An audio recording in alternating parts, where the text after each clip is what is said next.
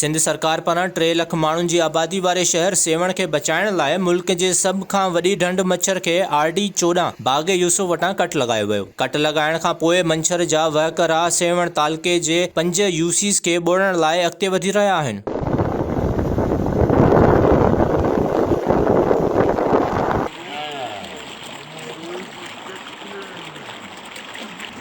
सेवण तालुक़े जे 5 UCs बूबक, आराज़ी, टिल्टी, जाफराबाद ऐं UC चन्ना मां वॾे पैमाने ते लॾ पलाइण जारी आहे। सिंध सरकार जो चवणु आहे त मच्छर में पाणी जी सतह रिकॉर्ड लेवल ताईं पहुची वई हुई ऐं तेज़ हवाऊं हलण सबबि सेवण शहर जे ॿुॾण जो ख़तरो पैदा थी पियो हो। सेवण खे बचाइण लाइ मच्छर खे कट हयो वियो। मंशूर का लेवल 123 पे पहुंच गया।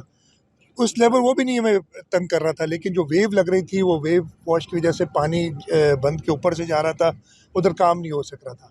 ये सारी सूरत हाल देख के ना चाहते हुए भी बहुत रेजिस्ट किया। फिर सेवन शहर को थोड़ा सा हमें ख़तरा लग रहा था और हम नहीं चाहते कि हमारे शहरों को नुकसान हो, तो सेवन शहर को बचाने के लिए फिर एक कंट्रोल्ड कट दिया है हमने बिल्कुल RD14 पे, जिससे हमारी 5 union councils, union council Araji, union council Channa, union council Bubak, union council Jafarabad और union council Wah, Indus link तक, ये जैसे 2010 के फ्लड में सारी अफेक्ट हुई थी, ये सारी अफेक्ट होंगी। आपाशी वारे वज़ीर जाम खान शोरो जो चवणु आहे त मच्छर खे कट लॻाइण जो फ़ैसिलो आपाशी जे इंजीनियर कयो। मच्छर खे कट ॾियण बाद पाणीअ जा वॾा वहकिरा सेवण तालुक़े जे 5 UCs ॾांहुं वधी रहिया आहिनि ऐं सरकार जे अंग अखरनि मूजिबि 5 UCs जी 1.25 लख आबादी खे घर छॾणा पवंदा।